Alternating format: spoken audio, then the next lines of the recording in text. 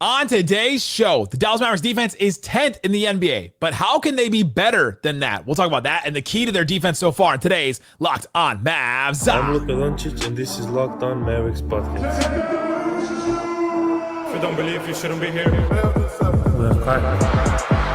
Locked On Mavs. Great, Rusty. Your daily Dallas Mavericks podcast. No one's dying. Part of the Locked On Podcast Network. Amazing. Your team every day. Still can't even help. And welcome. You are locked on to the Dallas Mavericks. My name is Nick Angstadt, media member and NBA channel manager of the Locked On Podcast Network, your team every day. Thanks for making Locked On Mavs your first listen today. Subscribe to our free Locked On Mavs newsletter, your one stop for the best news and analysis on the Dallas Mavericks and the NBA, straight to your inbox every day. You can start the season with a big return on FanDuel. New customers can place a $5 bet. You'll get started with $150 in bonus bets if your first $5 bet wins. Visit FanDuel.com to get started. And joining me, as always, my co-host, the media member, the defense dude, the one more thing king. What you got for me, Isaac Harris? Well, I was playing defense today with my family because I had a moment. Give me 30 seconds here. We took my family, two little kids, to Grapevine, Texas. They say it's the Christmas capital of Texas. All right, it is. It's nice over there. Sure. But what's better Christmas area in Texas? That's true. Yes. We took them on this like Polar Express, like train type of thing. We hyped it up. It was a lot of fun. But before the train, we took a picture with Santa. All right. Nice. Got a printout. My son has it. And he was like, cool. He's like, cool. He has this picture of our family with Santa. We get on the train. And then a Santa comes down the train car. Not the same Santa. Different Santa. And very clearly a whole different Santa, whole different ethnicity of a Santa. And so my son literally looks like out of a movie. He's like, how old's your son?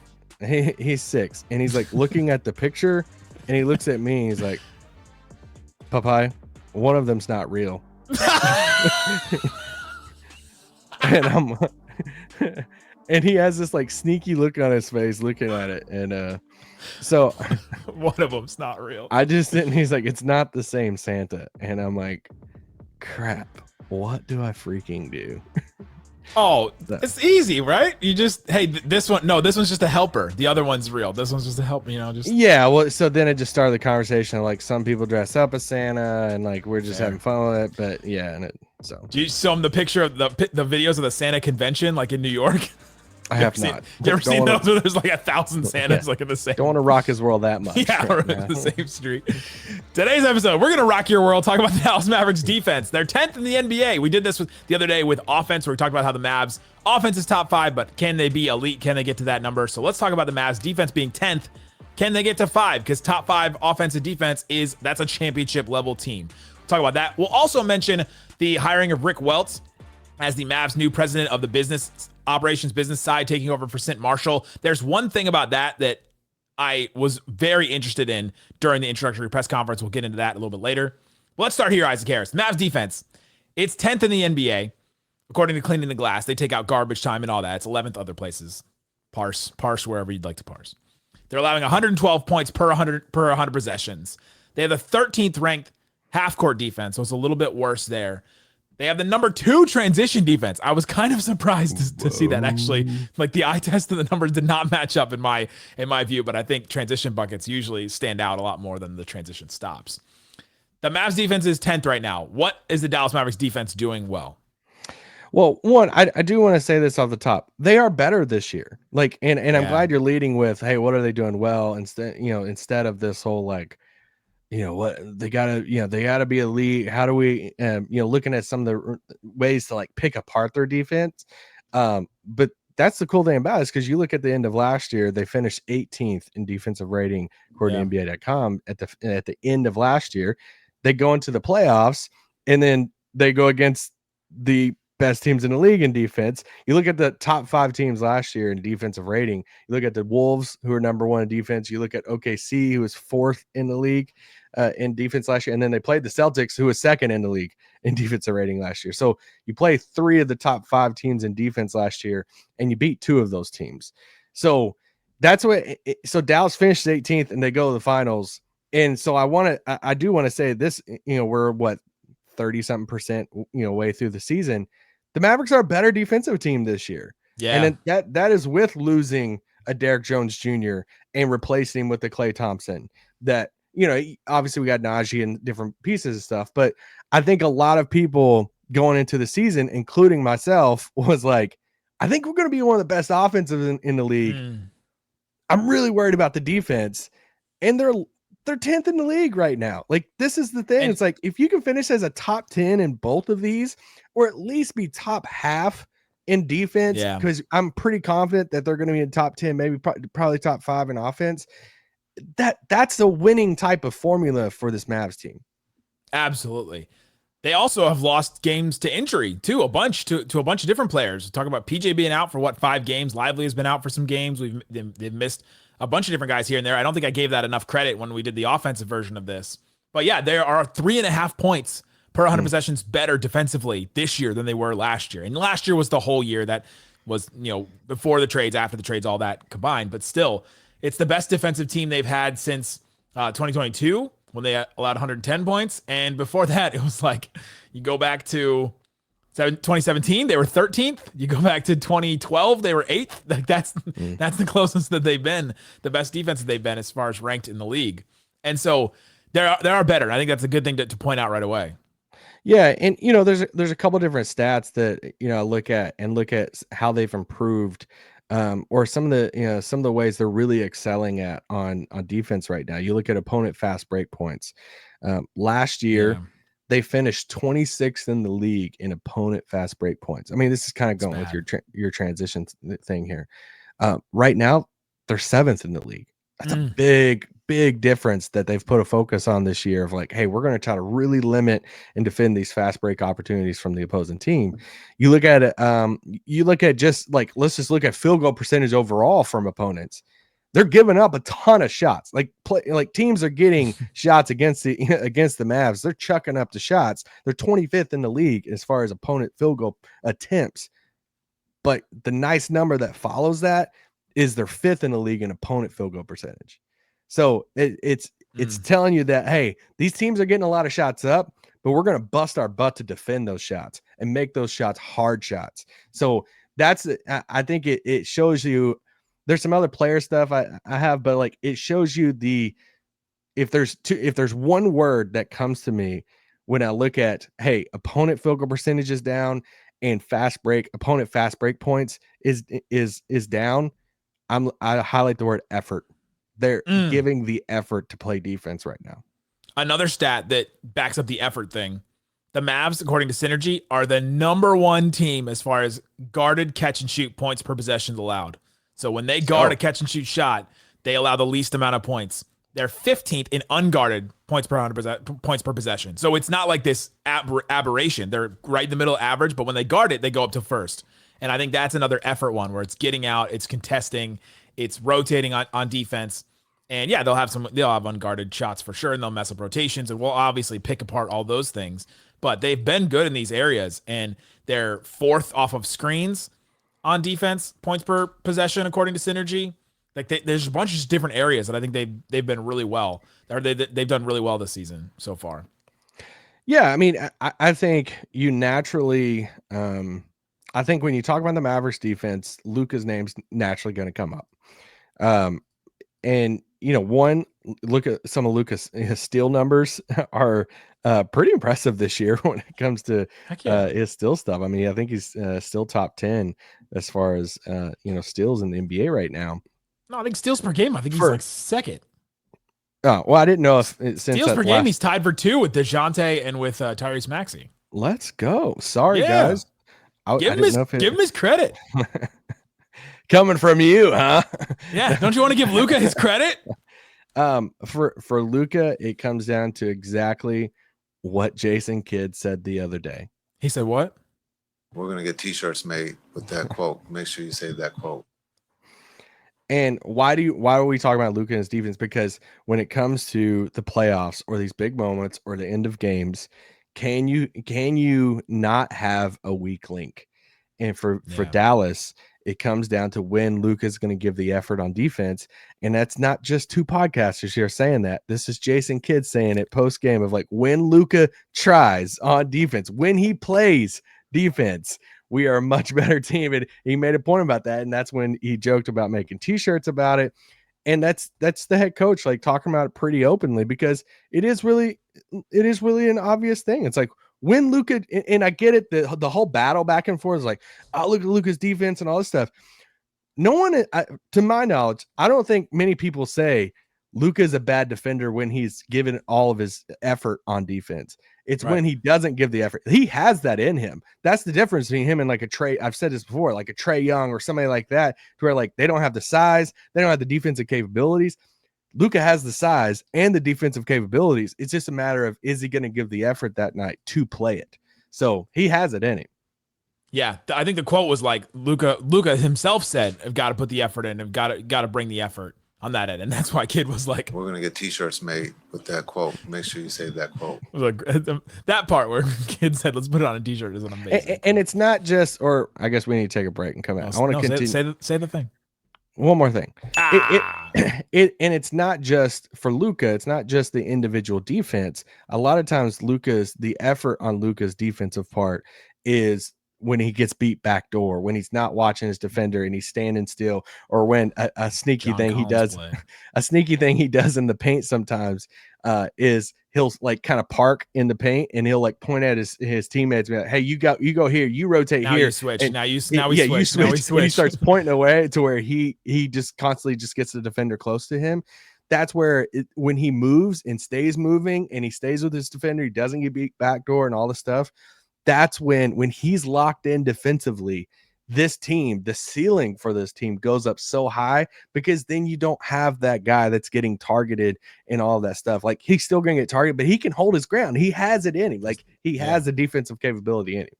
Absolutely. Coming up, let's talk about other things the Mavs do well, because there's two names that I think have made the Mavs great on defense this season. Talk about PJ and Lively, what they've done. Coming up. If you don't believe, you shouldn't be here. Today's episode of Locked On Mavs brought to you by Built. Today's episode is sponsored by Built Rewards. If you're a renter, listen up. This is a total game changer. Thanks to Built, B-I-L-T. You can now earn points on rent payments. It's just like you do with groceries or travel or things like that. Paying rent now comes with serious perks, and it's completely free to join. Earn valuable Built points on your rent every day and everyday spending at no extra cost. Gotta love that. Points, no cost. Redeem points for flights, hotels, even future rent payments with over 500 airlines, 700,000 hotels in their program. The possibilities are endless, so check out and see what they have available for you with the Built Rewards. Check it out, and we all pay rent payments if you do, and you just kind of throwing it in there. And you're like, all right, I can still stay here and live here for a month longer, or however long your rent payments are for. You might as well get something for it. Start earning points on rent that you're already paying for by going to joinbuilt.com/LockedOnNBA. Again, Built, B-I-L-T, joinbuilt.com/LockedOnNBA to make sure you use our link so they know that we sent you. Don't wait. Start earning rewards today. Today's episode is also brought to you by Game Time. Download the Game Time app, create an account, use that code LOCKEDONNBA to get $20 off your first purchase. I love Game Time. I've used it a bunch to go to Dallas Wings games over the summer. I'll use it to go to theater, comedy, concerts, all kinds of different things. Dallas has a ton of stuff going on all the time. We mentioned the Cowboys at the Buccaneers game. $17 you can get in the door to watch a Cowboys game. It's probably standing room only, but at least you can get in the door to see the Dallas Cowboys, and someone will probably leave their seat. $30 right there. You can set $80 for an actual seat. There's all kinds of good stuff there. Go check out, see what they have available, and use the all-in pricing. Toggle out that feature so you can see exactly what you can pay at checkout. I love that part of it. Check out what you can get at Game Time. Take the guesswork out of buying tickets with Game Time. Download the Game Time app, create an account, use that code LOCKEDONNBA for $20 off your first purchase. Terms apply. Again, create an account. LOCKEDONNBA is the promo code for $20 off. Download Game Time today. What time is it? Game time. It's game time. If you don't believe, you shouldn't be here. Shut it down! Thanks for hanging out with us on Locked On Mavs, being part of the show, part of the Raccoon Squad, listening every day. We appreciate each and every one of you for checking out the show. Check out the QR code for different ways to follow the show. We have the Locked On Mavs Insiders, where you can text us, get notes from us. Today, the Mavs hired Rick Welts, who is the former president of the Warriors, and he came in. He replaces St. Marshall. I sent a whole manifesto. That's not like a whole bunch Yes, of you notes. I did. had a lot of thoughts on it after hearing the press conference. And so I sent a bunch of thoughts to everybody on the insiders. So if you want to get stuff like that, notes during games, all that, subscribe to that. It helps support the show as well. All right, Isaac, we're talking about the Mavs defense. We're talking about things that they do well. I think we can't go any farther without talking about Lively and PJ. Those two guys have transformed this Mavs defense because those two guys together, when they're on the court, we talked about the Mavs defense, 112 defensive rating as a team. When Lively and PJ are on the court, it's 102.8. Ooh. That is elite. That's 97th percentile, one of the highest you can get. They are elite when those two guys play together. It's 109.6 when either of them are on the court. Like if Lively or PJ are on the court, it's 109.6. It's even better there. And when both of them are off the court, you ready for this? Remember, it was 102.8 when they're both on. When both are off, Not ready. 118. 22nd percentile. They go from 97th percentile to 22nd percentile. They fall off a cliff when both of those guys are off the floor. Those two guys are what makes the Mavericks defense top 10. Yeah, I mean, going into the season, I think you look at PJ Washington and you're like, all right, this is the single most defensive, like most important defensive guy they have on the team. Because I think I would have said Lively in the offseason, to be honest. well, I just thought it was PJ because when you make the switch in the starting lineup between Derrick Jones Jr. to Klay, Klay's not the defender that he used to be. We knew that coming in, or expected that coming into it. So it's like, all right, PJ, you got to be ready to, and this is why I was like throwing it out in the offseason. Can he play the Sean Marion role? Can he like defend all these different positions? Can he get time on the SGAs and Ja Morants of the world? He has. Can he guard the bigger fours in the league? We know he can do that. We've seen him do that. So he's been so versatile on defense. And then with Lively is the one, like you start comparing some of the on-off numbers with Lively and compared to like Gafford with the same players on the floor. That's where it gets like really interesting because like you look at the starting five or the starting four with Gafford, defensive rating 119 in the minutes played this season. You look at the starting four with Lively, 106 defensive rating. 119 to 106. Yeah, in the minutes played with both those guys. And here's one I thought was fascinating too. When you look up on NBA.com, you can look up like lineup, like 2-man lineups or 3-man lineups or 4-man lineups and 5-man lineups and all the stuff with the Mavs. See all these different combinations. And the combination of Kyrie and Luka, which, I think you would naturally say that's the weakest links on defense for the Mavs as far as, main part of the rotation. Kyrie, Luka, and Dereck Lively, all three of those guys together, they've played 181 minutes together. Defensive rating, 99.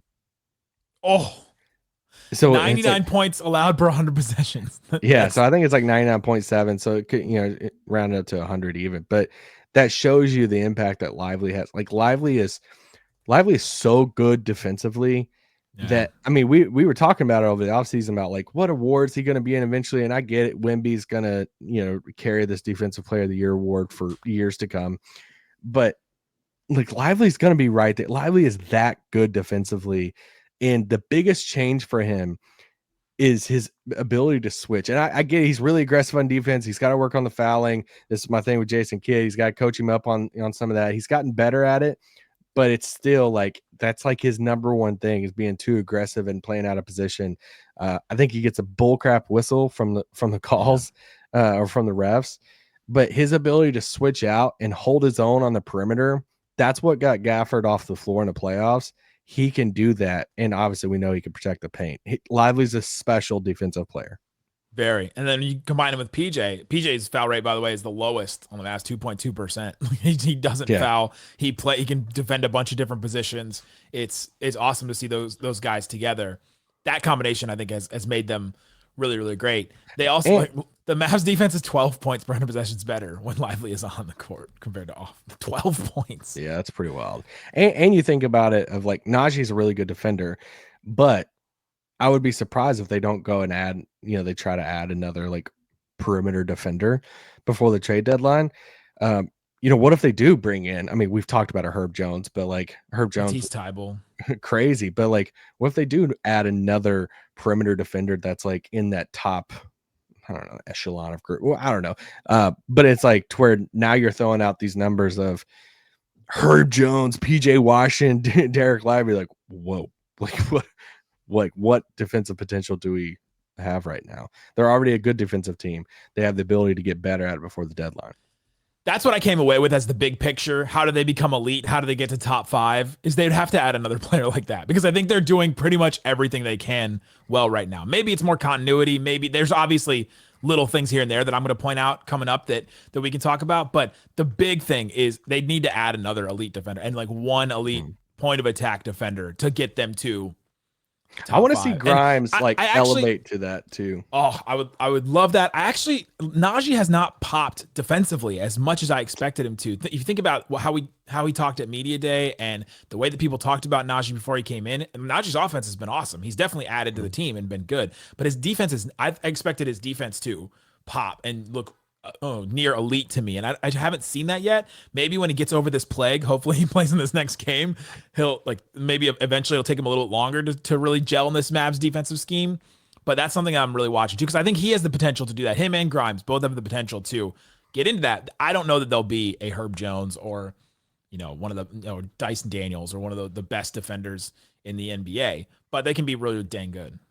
Yeah, they can. And Naji will get the bigger assignments, the bigger wings and stuff. I want to see if does Grimes have it in him to be the point guard defender? Can he be that efficient on defense to where you got an opposing point guard? There's so many opposing point guards out there that just torch teams. Can Grimes be the guy that you throw in there and say, all right, I need you to go take this guy. I need you to try to shut him down. So it's great to have both those guys that come off the bench in Naji and Grimes. We also have not seen Dante Exum yet, and he is pretty good defensively too. So that's something to look at. And the Mavs could make another move with Maxey or whoever's contract. And your boy Omax is coming on here a little bit. Say no more. Coming up, let's talk about what Dallas can do better. I do have some things that this team, as currently constructed, can do better defensively. So we'll talk about those. Also, want to say one thing about the Mavs hiring Rick Welts as the business. The president of the business operations for the Mavericks that will affect the Mavericks. We'll talk about that and more. If you don't believe, you shouldn't be here. Today's episode of Locked On Mavs brought to you by FanDuel. FanDuel Sportsbook has all kinds of props and odds, things that you can use to get in on the action. And the Mavs against the Clippers, they were a 7-point favorite against the Clippers. We learned that Luka Doncic is out right before we started recording. What do you think the line is now? Or do you think this what were they now? Before? 7-point favorite at home. Oh, it's like a 2.5. It's 4.5. Whoa. That was not as much as I thought. A lot of credit to Kyrie there, because Kyrie's questionable as well. So, but I think we expect him to play. So there's stuff like that all the time. And if you put down $5, that's your first $5 bet. You can get $150 in bonus bets. Let's say you take that line for the Mavericks and the Clippers, and the Mavs win by 5 points. Then you get the you win whatever you get with the $5 plus the $150 in bonus bets. Check it out. FanDuel, it's America's #1 sportsbook, official sportsbook partner of the NFL. Shut it down! Let's go home! All right, Isaac, couple more things here on the Dallas Mavericks defense. We mentioned a bunch of different things. A couple of things I did want to mention about what their defense does, because I like the shot diet thing. I did this with the offense where I went, what do they allow? What do they try to allow? What is their defense built on? The Mavericks allow the 8th fewest threes in the NBA. 4th fewest non-corner threes, so the top of the key wing type threes. So they don't allow a ton of threes, which I think is good. They can stay out on the perimeter a little bit longer because they have that backline defense of Lively or Gafford back there. They allow the 12th fewest shots at the rim, so not a lot of threes, a little bit more rim shots, but not as many rim shots.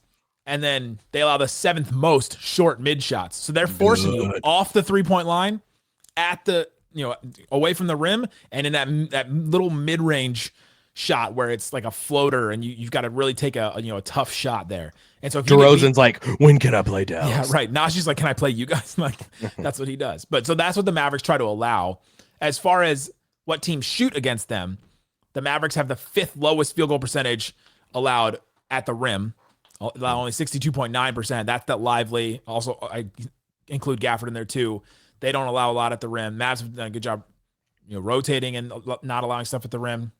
And then everywhere else, they're like just slightly above average, like short, mid, mid-range shots, threes, corner threes, all the different types of shots that are not at the rim, 11th, 12th, 13th. It's like how they rank as far as field goal percentage allowed in all of those, which I found really interesting. They're really good at the rim. Everyone else is just like slightly above average, which just made them a top 10 defense.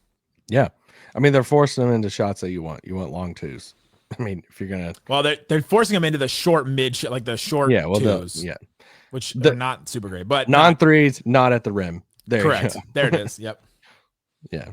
And like a contested shot, not at the rim either. Like we'll push you from the rim a little bit and make you take a weird floater somewhere over there.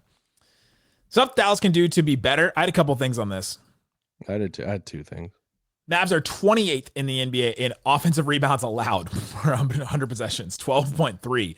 They've got to work on that. Get the rebounds. I think some of that is long long three rebounds, like just carry them all over the place, but that's definitely something to work on. That was the biggest number that stood out to me. It was 28th in offensive rebounds allowed. Yeah, and as a response to that, why offensive rebounds allowed matters is second chance points, and they're 20th in the league in second chance points. So love to be a little bit better than that. And 20th in paint points allowed, which is weird because they don't allow a lot at the rim, but that mid-range shot they allow a lot of. Yeah. The number that stood out to me as far as what types of plays that they don't do well on, they're 24th according to Synergy in pick and roll ball handler points per 100 points per possession. So when a ball handler gets a screen, somebody rolls off of that screen, and then the ball handler goes and does something, or goes and tries to score. They're 24th. They do not defend that well, and so that kind of action, switching. I think a lot of this is the switching with Gafford switching on or switching with somebody, Kyrie. You almost said Luka's name, Nick. I was thinking about Luka, but Luka does well guarding isolation like that. And so it's not really, I don't think it's so much Luka, but yeah, that they haven't done well at. They're 17th when it includes passes. So they do well when to try and get a pick and roll ball handler to pass out of it. But when they don't, and the pick and roll ball handler just takes a screen, tries to score, they don't do very well at that. And that's something they can be better at. Yeah, I mean, that's the hedging when are they going to switch? Are they not? You get Gafford retreating, and then that's when you're getting all these like mid-range shots, these shots in the paint, these, whatever. I was going to say forced turnovers. They're 20th in the league in forced turnovers. Mm-hmm. You always would love to force a little bit more turnovers against teams, but hey, they're a top 10 defense. So we're kind of nitpicking at this point and saying like, hey, what can get you in that top 5 or get you on that level of like a OKC that's in a top, 3 in both offensive and defensive rating right now. So yeah, there's some areas of improvements, but they're good defense right now. I had one number that I really couldn't make heads or tails of that I'm curious what you think of. Lineups. I tried to look up lineups that don't work because remember we had the Dinwiddie Hardy lineup where we're just like, you can't play that. Your defense just falls apart. Like you just can't play that anymore. That one doesn't exist anymore, obviously. The one that doesn't work for them right now is Kyrie and Gafford. That two-man lineup has a defensive rating of 117.7. That's awful, which is basically the non-PJ, non-Lively, lineups. Luka and Gafford is 113. It's almost 5 points better than Kyrie and Gafford. Do you have any ideas on that? I do not. No. That one was weird to me. I was kind of stuck on that one, but that's one they may want to try to avoid or try and fix or try and change lineups around Kyrie and Gafford because that one, it was like 300 minutes. It was not a small sample size. That one has not worked. That's some thoughts defensively. I got one thing on the Mavs hiring of Rick Welts. So the Mavs make it, so a couple weeks ago, St. Marshall announces she's going to retire. She's going to leave the Mavericks. She's going to not be the Mavericks president anymore. And we're waiting who's going to replace her. St. Marshall, first of all, an incredibly influential figure for the Dallas Mavericks. Just led them out of, especially their business side, led them out of a period of complete turmoil and lack of direction and leadership and disgusting things that happen and like trying to get them into a professional workplace environment and all that stuff and helping with diversity and helping get this, get the Mavericks into the 21st century. I feel like, and I think her contributions to the Dallas Mavericks as a franchise you can't write the book of the Dallas Mavericks without including St. Marshall. For sure. I mean, we could do a whole pod on St. Fan of the show too, has been super nice to us personally. Anytime and that's why I said good things about her. Anytime we've seen her and stuff and interaction with her, and I love St. personally too, I respect her because in with her faith too, and just how she leads out of her relationship with God and stuff. So yeah, but time is coming for the changing of the passing of the baton. Literally, quite literally, literally at the press conference today, handed Rick Welts a baton that he had given to all the different people in the office, and it said many runners, one team, ready, set, go. That's what it said on the baton. And a couple thoughts on Rick Welts. He's got 46 years of experience as an NBA exec. Literally, is probably the best that's ever done this. If you just look at his, some would say Bill Belichick. Like, if you look at his resume, yeah, Dallas Morning News. He's credited for a couple big things. He created All-Star Weekend. Yeah, in 82 or 84. Kind of a big deal. He led the marketing campaign for the Dream Team. Pretty crazy. May have marketed itself, but very good. And he helped launch the WNBA, which is massive as well. He is already in the Basketball Hall of Fame. He was in the same class as Jason Kidd in 2018. And he's 71 years old. He had to step away from he stepped away from the Warriors. He was still a consultant with them, but he decided to come back with the Mavericks because he got a call from Patrick Dumont, and they talked and they had a vision for what the Mavericks want to do. And in listening to this whole press conference, listening to Patrick Dumont, listening to Rick Welts talk about what they want to do with this team and what they want to do with this franchise, especially the business side, this is all about building an arena. This is all about like Rick Welts specifically oversaw the Chase Center construction for the Golden State Warriors. He was with the Warriors from 2011 to 2021, all their championships. Obviously, he knows Klay very well. He was there almost his whole career with the Warriors. Which we took the show to. And back in 2020, the Chase Center. Yeah, we went to the Chase Center. It's an amazing building. Would love the Mavericks to have a version of that. It was awesome. Podcast. He specifically just talked about how difficult it was to build the Chase Center, all the stuff that he had to do for it. And I think that's a skill set that the Mavericks want to utilize and want to bring here. Dumont was very clear when he was asked a question about future building a new home for the Mavericks. He said a lot about future investments in the Dallas Mavericks and a new home, as far as what they talked about, him and Rick talked about. Quote, our goal is to build the best facility for the Dallas Mavericks, something that really defines what NBA basketball can present. Honestly, that statement made me really excited for the Dallas Mavericks and for the future of this franchise here in DFW. When Cuban decided to, sell and all the stuff, you can even go back years before that. You start looking at the lease of the AC in Dallas and all the stuff of what's the next phase of an arena and all of that. Really, the underlying or the conversation under all of that has been about what's the next home going to look like. And you start looking at the connections with the Adelsons and stuff in Vegas. And it's like the real estate stuff. Cuban is very open of like, hey, I don't have that like type of experience. Like this is, they do. Not a real estate guy. And so it's like, ever since that their names were brought up in the conversation, it's like, oh, they're going for, I mean, there's other stuff, are they, Texas is going to legalize, all the stuff with that. But yeah, in the hiring of, Rick Welts too, it's like, it feels like that there was a conversation of, hey, who's the best in the business? I don't care where they're at, what they've done, or what it would cost. Who did this successfully recently? Go find this person, because it feels like Rick Welts is like, I mean, he has all this experience. Like, he basically worked 9 or 10 years with Phoenix, 10 years with the Warriors. He had like all these years, 17 years in the working NBA for the NBA. Office, yeah. And it's like, this dude's like left the Warriors, a few years ago. And it's just like, dude, he's 71. He's probably just chilling, loaded and doing his thing. And it's like, gets this phone call. And it's probably like a name your price phone call. Like, we want the best.